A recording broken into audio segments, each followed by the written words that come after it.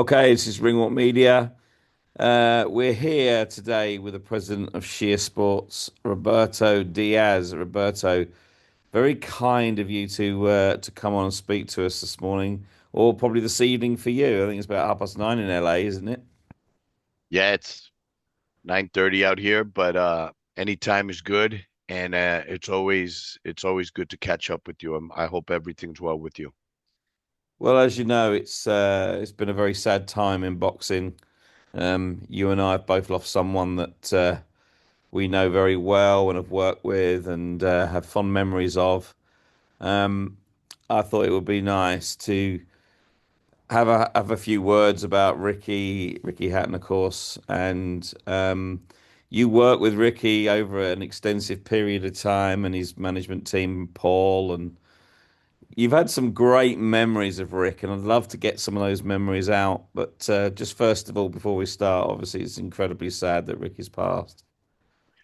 Yes, it's still sometimes, you wake up and you still can't believe it. Obviously, um, everyone who knew and even people who didn't know him only had good things to say about him. There's a lot of love. Um, it is sad, gone too early. However, I think 30 years from now, we would have said gone too early because we love the man so much.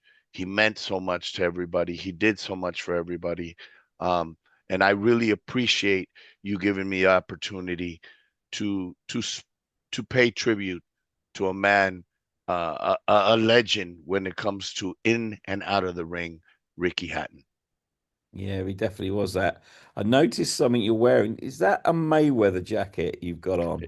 It is the tracksuit, the original tracksuit. And I thought when you told me, let's get on today, I looked everywhere and I found it and I said, I got to put it on. Uh, I know it wasn't a fight that he won, but it was the greatest and the biggest fight. And I think the memory that brings of how many people Hmm. showed up to Las Vegas to see Ricky win, to see Ricky fight, to see.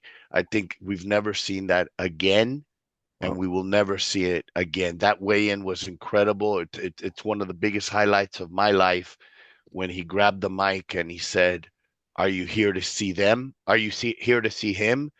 And the whole crowd said no. "Are you here to see me?" Yes. Well, let's fucking have it. And I think that really, really in a nutshell, gives you an idea of who Ricky Hatton is and was. he was a man of the people, has been written many times in the last week or so. And you and I have been very lucky to get to know Ricky as Richard as well. And he wasn't really any different. He was just the same guy. He loved his boxing. He loved people. And occasions like that just brought the best out of him. He brought around 30 to 40,000 people to Las Vegas for the Pacquiao fight and the Mayweather fight. And I don't think you and I will ever see anything like that again. What was your recollection of that fight week with the Mayweather particularly? Well, um, that was the very first fight under Golden Boy Promotions. Yeah. I had known Ricky for quite some time prior to that. We had discussed personally um, how he wanted the bigger fights. This is obviously before the Mayweather fight. And I had set up a meeting with Golden Boy and his team when it came down to his last fight with the previous promoter. And they agreed on a handshake deal that after the last fight, he would move forward into a promotional partnership with Golden Boy Promotions, which is what happened. Now we're in the lead up. I remember spending about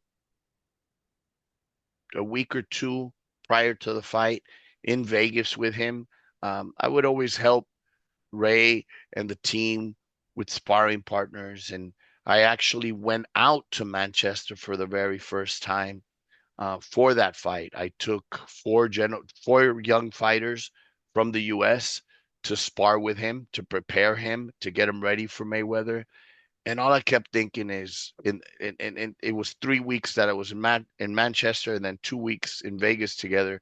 So I spent the last 5 weeks prior to the fight with him, and all I kept thinking is, man, this kid works so hard.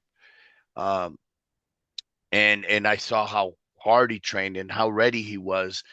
And remember, this is an undefeated Ricky Hatton, very strong, very aggressive. So in my mind, there was no doubt. There was no doubt he was going to win that fight because of his mentality, because of his belief, because of his strength and his will. Um, and I was excited. I was really excited.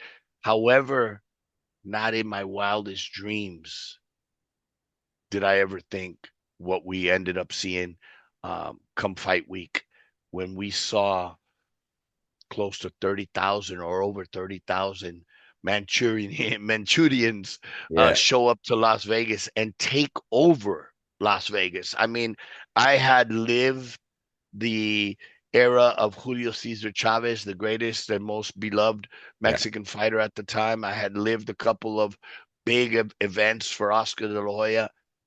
But you got to remember, when it came to Chavez, Mexico's neighboring country, when it came to the La Hoya, it was East LA or Chicago or Texas that would fly within the same country to go see him in Vegas. yeah.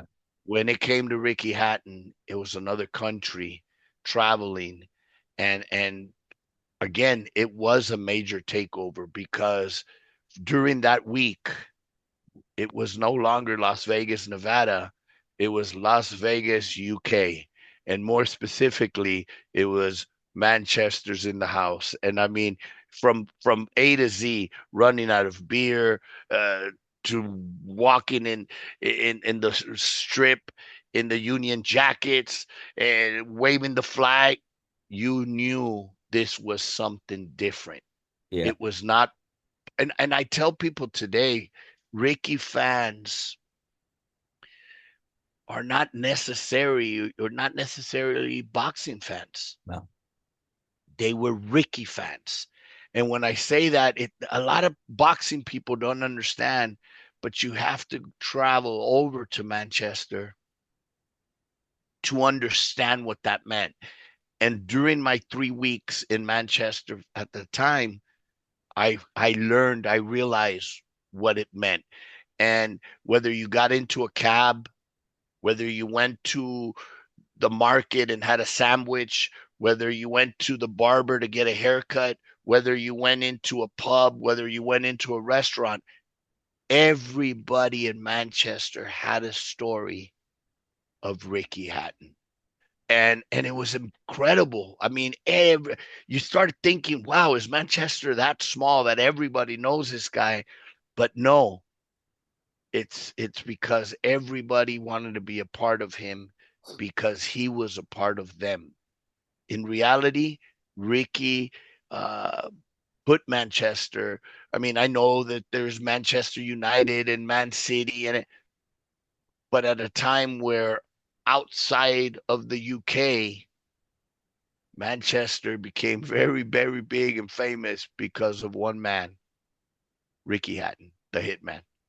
Well, I remember being out there for this fight and obviously very privileged to see things that perhaps the public don't see. And we went out on the Thursday night to try and get a drink. The Teo bar in MGM was dry. Ended up over in the New York, in the Irish bar on Friday, dry. The British drank Vegas dry. It was incredible. It's incredible. You've never heard of a story like that, and people still don't believe it, but it was true. Oh I yeah, remember in his first fight in Vegas um, against Urango at the Paris, a small casino, small, yeah. and they ran out of beer, and it was like, oh wow, you never heard of that happening. But then going to the MGM for the Mayweather fight and running out of beer, it's like, come on, MGM. But It that did. was that was the Brits. That was the Brits. They came as an army. They came, they conquered, and they traveled and they enjoyed their times. And it was also something very memorable is turning around in the locker room and seeing Tom Jones, seeing David Beckham, Yeah. seeing Brad Pitt come in with Angelina Jolie, seeing all the stars, but come into the locker room to pay tribute to Ricky Hatton because again, he was so humble. When you mentioned earlier something that I think people have to understand is something different about Ricky is he never saw himself as a celebrity. He never saw himself as bigger than anyone. He was just a good old bloke, as they say out there. And everybody felt it because if you were around him, you either saw him make people feel comfortable, make people laugh, Yeah. always telling jokes, always. I mean, the man was very, very, very funny. Sometimes it was hard for me to understand him because of the accent or speaking so quick, but I turn around and I'm like, did he just say what I thought he said? Because I translated over it. In English, it wasn't so funny. Yeah. But in Spanish, it was hilarious because in Spanish we have very similar humor as the Brits do. Double meaning. In English, you don't have that so much. So I'd have to try. It's like, wait a minute. Did Did he he say just that? say what I think he said? And then he did. So it was amazing. It was amazing. We had some great times, and obviously that fight didn't go the way he wanted, the way we wanted. But I'll tell you something that I haven't really said too much before.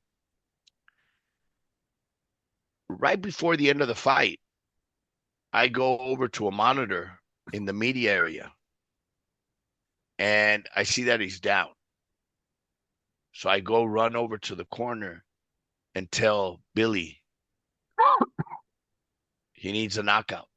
He needs a knockout. And obviously we knew he had been getting frustrated. If we remember correctly, he was getting frustrated. They wouldn't let him do his work inside. And now years later, I mention it. It's could he have beaten a great fighter like Mayweather? Maybe not. But he had a hell of a chance to do it if they would have let him fight his fight on the inside, rough him up. He wasn't allowed. They kept breaking him. They kept breaking him. They kept breaking him. So he could never do what Ricky did best, working the body on the inside, side to side, hitting those shots and with tremendous power, like he knocked out a fighter before, the former world champion from Mexico, Jose Luis Castillo, a Yeah. fight Well, before that with a body shot. But anyways, I tell Billy he's down, he needs a knockout, and Billy transfers that over to him right before uh, that the last round. And we talked about it years after, and I think Ricky might have even said it in interviews. Had he had to do it over again, that was him. He would have gone for the knockout. Many other fighters would have said, "What the heck? I lost to Mayweather." yeah. Everybody lost to Mayweather. He never lost. So would it have been a moral victory to have gone the distance? But not Ricky. It's 100% or none. And he went for the knockout, and it cost him the win. It cost him he got knocked out on the side, but that was who he was. I'm either gonna knock you out or you're gonna knock me out, but I'm gonna go for the win. And you have to admire that. You have to admire that. And what I love about Ricky, he used to do all these dinner shows and he'll tell those stories. He'll tell those stories to everybody. He always, always moaned about Joe Cortez, the referee, in those stories in a fun way, not in a bad way. He said, I would have got him if it weren't for him. But he just the next day he's in Wet Republic just joining the fans.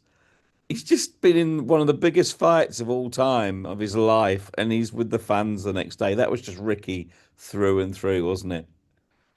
It was him. That's what made him special. That's why people loved him. Um, because he would make an effort. I mean, sometimes we wake up and we didn't go through 12 rounds or in No. battle and all. And sometimes we wake up and it's like, oh, I don't want to do this. I don't want to. I'm tired. My body hurt. And he would go out of his way to not disappoint his fans. I remember a fight. It might have been the Pacquiao fight that I took him to the hospital after the fight, just for a mere checkup. Obviously, it was brutal knockout. Did an MRI. He was cleared.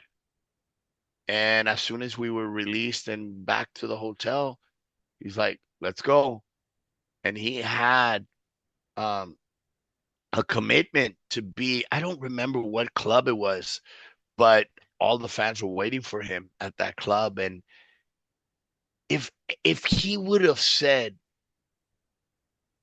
I don't want to go, I want to go to my room and sleep or rest, or I don't think anybody would have blamed him. But that was not Ricky. He would go that extra mile for his fans. And that's what made him, again, that's what made him who he was. And that's why it's so fitting. There's only one, and there always will only be one. Well, what a lot of people don't know is for that Pacquiao fight, he wasn't actually that well in the fight week leading up to it. He was quite poorly. And then there was a suggestion that that fight may not have gone ahead. And he was like, absolutely not. I've got 25,000 Brits here. I'm fighting. That's absolutely true. Um, he wasn't his usual self. Yeah. Um, he was in Vegas longer than he had ever been before because at the time, training under Mayweather, I guess, thought Manchester was too cold and we got to move over to Vegas. And they got to Vegas much sooner than he did. I think the most he had ever been maybe had been 2 weeks, maybe, or three at the most. And this time Mm. was closer to 4 or 5. And he got to Vegas. I remember receiving the team, and his weight was already ahead of schedule. Yeah. And I remember how hard he was working in Vegas, but I also remember it what he wasn't his usual self. I mean, there was a couple sparring sessions that I was like, something's not right. It's not the typical Ricky. I mean, for people to understand, Ricky would spar, Ricky would have fun. I remember Ricky would tell sparring partners, "Your shoes untied," and then the sparring partner, just natural, looks down, and he wouldn't hit him. He just play with him, catch him off guard. Ah, you caught me, or drink a bit of water and then spit it at somebody, whoever's ringside watching, and have fun. That was him, always having fun, even when it came time to work. And that was not him during that fight week. I remember him being told he had to go run on fight week up Mount Charleston. And I took him out to do medicals one day for his license for that fight. And I'm like, Rick, listen to your body. Nobody else. Listen Yeah. to your body. You need to rest up, pal. We got a fight coming, and you need to rest up. There's no need to do this or no need to do that, and interviews here, interviews there. It's time to taper off and really relax. So you're absolutely right on that. And obviously, I think we saw the result. As much as I know how good Pacquiao is and such a legend, um, I can say that Manny Pacquiao did not face our Ricky Hatton. He faced a shell of Ricky Hatton that night. And not taking anything away from Manny, it wasn't his fault, but that wasn't the Ricky Hatton that we knew. So um, the result, in the moment, there was a freeze. I remember all of us concerned, obviously his family, his parents, his significant other, everybody was in shock. But years later, or sometime later, I remember watching a fight with Ricky. I was out in Manchester, and we were watching a fight together of Manny, and I told him, look, Rick, as bad as it was with you, it was only 2 rounds. Yeah. You didn't take this beating because I don't remember who Ricky or who Manny was fighting that night, but it was like a 10 round, 11 round battering. And, and you can't take that beating back. So I turned around and as a consolation, I said, hey, at least we were out later after the fight. Look, it was only 2 rounds. It was done and over. And he'd always and you're right because when you mentioned about the George Cortez and his stand up and he would always find a joke, even if it was on him. And he would always find something funny to say to cheer up the crowd, to make everybody laugh. That was him. That was him. And I could see where that came from because once I met, really, really got to know mom and dad. Oh my goodness. How do they say the Apple doesn't fall the far from the tree. yeah, yeah, yeah. The apple doesn't fall far from the tree. Well, you saw where he got it. I mean, Carol was incredibly funny, and so was Ray. And the way together, it was almost like, and this is before there was these, uh, like documentaries on. This was like a skit that was just, you turn around and you're like, wow, do they practice this before they go on the road? Because they were just so funny together. And it just, I remember all the laughs. I mean, they were at my house one day after on the Canelo Matthew Hatton fight. On the Sunday after, we had a barbecue at the house, and the whole team and the whole family came over, and we had a great time. I mean, it was just unbelievable time. And as they're getting ready to leave, Ricky turns around and he says, hey, and it's late. I want to say 1 o'clock in the morning, 1:30 in the morning. Yeah. All the neighbors are asleep. And he says to me, hey, Roberto, do you know your neighbors? Do you get along with your neighbors? Do they like you? Do you like them? And I said, well, here in America, it's, hey, good morning and good evening, neighbor. And you just wave at them and not really, I don't really know them. Oh, okay, okay. And he's walking out the door. It's dark, pitch dark outside. And he starts yelling, fire, fire, fire. And he gets in the van. It was a big old sprinter and they leave. I run in my house. I turn off the lights and I jump in bed. And Jonathan, when I jumped in bed and I fell in bed, it was horrible. I pulled the covers out and the bed is full of anything you can think of my household. Everything was in there. There was a dryer, there was shoes, there was cans of anything you can think of, probably kitchen, like pans and pots and but what the heck? So I had to clear everything up and of course, okay, got in bed. The next morning, as I call Ray to say goodbye, safe travels, Carol says, did you get a good night's sleep? It was Carol who filled up the bed with my young son, who was real little at the time, with everything they can fill what they could find in the Brilliant. bedroom, in the bathroom, and the kitchen, and I couldn't believe it. And I'm like, oh my God, no wonder Ricky's so funny. And that's just some of the memories that we had together. But tremendous family. I send all my love. I send all my condolences. I can't imagine what they're feeling and going through right now, but um, to them I send all my best.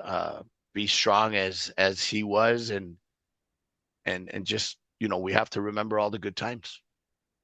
Well, some of the good times most recently that we were very privileged to be part of. He went and fought one of his dear friends, Marco Barrera, in Manchester in a exhibition, and he just wanted to go back to Manchester one more time and give the fans a show and fight someone of substance. And a great fighter, Marco Barrera. his friend. And I remember that fight week was just unbelievable. He was like a little kid again. It was like he was just Ricky of old. And he took that fight really seriously. He trained hard. And I'll never forget doing the ring walk with him. I did the ring walk and filmed him getting into the thing. And the look on his face when he turned around and saw 12,000 in the Manchester AO Arena, that probably was one of his best moments, I think, because they all still loved him. Absolutely. That's how I first met him. Many years ago, Marco was getting ready to fight Eric Morales, I believe the second fight. And here comes this young British guy that wanted to see Marco. Yeah. And we took him up to the room. Obviously, I knew who he was when he came over and introduced himself. And it was like, I'm here to see Marco Barrera. And to be honest, I was very surprised. I'm like, what? You're here to see who? Marco Barrera. I'm a big fan. And I was a little surprised. Obviously, at the time I didn't know him personally. And as I got to know him, the Manchester Mexican, he loved fighting like a Mexican. He Yeah. liked, the inside game and all. So that's where it came. But that was my very first encounter with him. And him and Marco developed a very unique friendship. They walked out, each walked out to the other's fights. Um, Ricky walked out to the second Rocky Juarez fight with Marco, and Marco walked out to Ricky's fight with Jose Luis Castillo Still, against a fellow Mexican, um, along with Wayne Rooney that night. it's not a bad night out, is it? Oh, imagine! I remember after the fight, um, some of Ricky's guests, we went out for dinner and drinks, and it was Jason, the actor, Jason. Statham. Yes, Yeah. and he was really big at the time because I think the first Transporter had just come out. Wayne Rooney was there, and a few others. I forget who else was out there, but it was just like star-studded uh, of celebrities after the fight, and it was like, wow. David Dunn, who played with the national soccer team. There was a lot of celebrities that would go out there and travel for Rick, which made it very, very special for him. Well, listen, we've spoken a lot about Ricky, and I was very lucky to speak to Ricky a few days before his passing. And funnily enough, we spoke about yourself and a couple of other people, a couple of his fighters. He always had you in high regard and always spoke well of you. And I know that he'd be sitting there now going, "You lot, shut up and talk about the future," because that's what he was like. He loved his boxing, loved his fighters. Um, Obviously, you're president of Sheer Sports. I know that you're actively out there now with some great fighters. What have you got coming up? What good prospects have you got on the horizon that we can all kind of keep our eyes on? Well, Jason Quigley has been doing a tremendous job out there in the UK and Ireland, picking up young talent. Um, in fact, it was very, very pleasant when I started working at Sheer Sports and working with the team. One day I get a call. Um, Ricky trained a young man who since has taken a break. I don't know if he officially is going to retire or not, but Brett McKinley, Yeah. Ricky was training him, and I went out to Ireland, and Ricky, that was one of the last times I saw him in person. Talked to him a couple times over the phone, but that was one of the last times I saw him in the dressing room working with Brett, who was under Sheer Sports. Then after that, we talked. He hurt his hand. We talked a little bit about Brett and some other kids, and we kept in touch a lot. But now with Sheer Sports, I'm really excited. We have some young talent. We have a couple young brothers, the Boca Negras, who are currently in San Diego training Ray and Xavier. They train under the tutelage of Eddie Reynoso, and they have dates coming up October, maybe beginning of November. We have a young man who trains, just starting his career. He's a baby, but a tremendous fighter in a young kid named Jorge. Rayo Ruiz, um, Adelaida Ruiz, no relationship. She's fighting for the world title soon. Raquel Miller from San Diego, undefeated American young lady, just got signed with a big promotional company. And I'm very excited about her future. It'll be announced very soon. That's why I can't mention the promotional company, but it's a very big promotional company. And we have a bunch of young fighters coming up, good opportunities, and we're always looking for young talent. So um, obviously, it's the sport we love, and we're giving back a little bit of what it gave us. Yeah. Well, I've seen some of your fighters and been very lucky to come to a couple of your shows. I know you've got a show coming up in Ireland, in Galway, haven't you? I think you've got some guys out there. Yes, yes. Again, Jason's getting something to put in together pretty soon. We'll have uh, a show coming up. I went out there 2 times, I believe it was last year. Had a blast. Uh, and I'm looking forward to it. I think it's October 18th, 18th, the yeah. the next show, and I invite all the fans out there to support in order for these young men to keep getting the support and keep growing and moving on and becoming that champion of tomorrow. We need to have the support of the fans and of course of the media as well.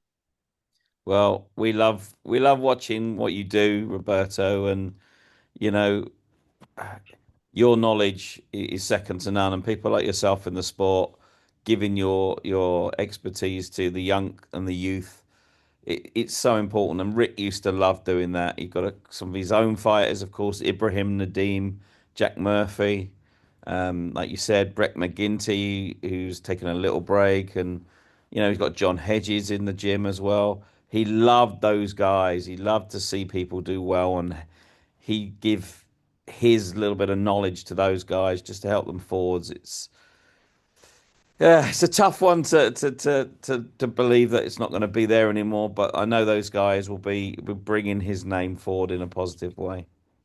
Absolutely. And again, I think everybody was fortunate to have met him will always have a piece of him. And I think that's what legends are made of. I mean, he is a legend.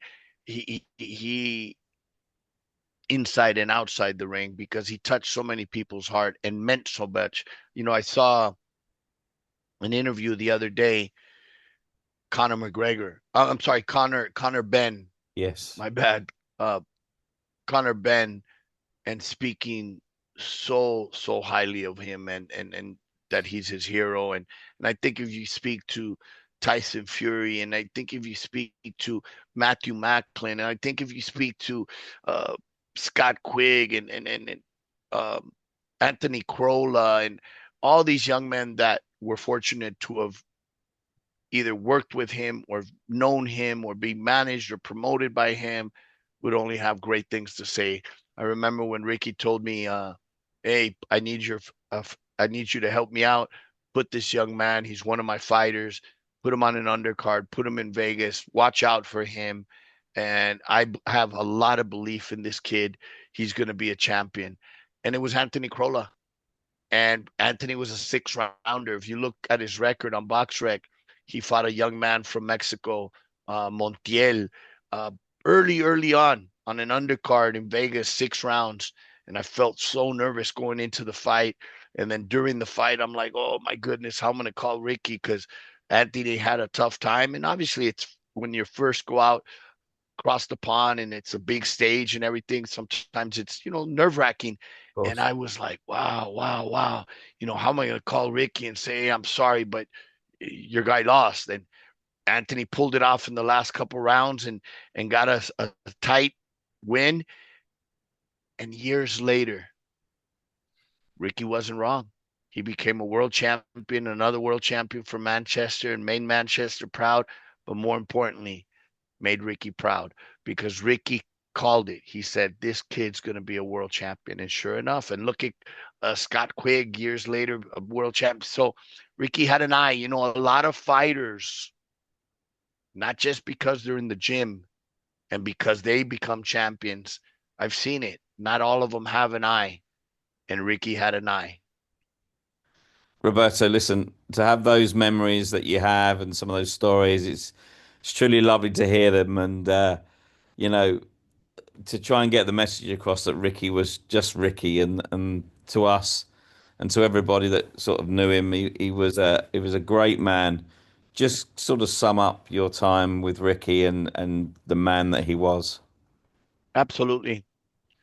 For those that knew him, it goes without saying we loved him. We loved him. We were very fortunate to have him in our life, to have met him, because one way or another, he made us laugh, and he made us laugh hard, and we'll never forget that. Um, for those that didn't know him and heard of him and watched him on TV, he was exactly what you saw. He was as real as they are. He as real as they come. There was, if he liked you, he liked you, and if he didn't, he would let you know. But he was, he gave 150% for his people, for Manchester, made Manchester proud because he was a proud Manchurian. Um, to his family, Ray, Carol, um, Matthew, the kids, Campbell, the girls, Paul. I mean, I just can't Paul is, imagine what you're feeling. Paul Speak, yeah. he dedicated his life. As far as I remember, when I first met him, Paul was right there on the right side. Um, Everywhere he went, Paul was there with him and did an amazing job. And I send him all my love, him and Denise. And I just ask all the fans and friends and everybody to be strong, because I know how difficult it is. If it's hurting me, imagine, the pain they're going through. Way too soon, way too soon. 46 years old. Um, but let's remember Richard. Tremendous, tremendous young man, tremendous friend, tremendous warrior, proud warrior. Uh, let's remember all the good times, all the laughs, and keep that memory alive, because uh, there was and there always will only be one Ricky Hatton. You've got me at the end there, mate. You've got me. Roberto, thank you so much. Oh, it's such a shame that we have to have this conversation in these circumstances, but also a blessing to hear such lovely words. And I thank you from myself because some of those memories we've shared and some of those memories we didn't know about each other, and it's one man that brought everybody together, and that was Ricky. So thank you so much, Roberto. 100%. And I thank you. I really appreciate it. The opportunity to be on here with you. Um, you know, it wasn't like I had to think about it twice. Um, but when it came from you, it was so easy to say yes, That's big because I love. knew where it was coming from, versus just an outlet, just the media, just the inner. I probably would have turned it down to anybody else, but I knew who you were, and with him, and what it was going to be about. So I thank you, and I'll probably see you in a couple weeks out there. Let's hope so, my friend. Let's hope so. Thank you.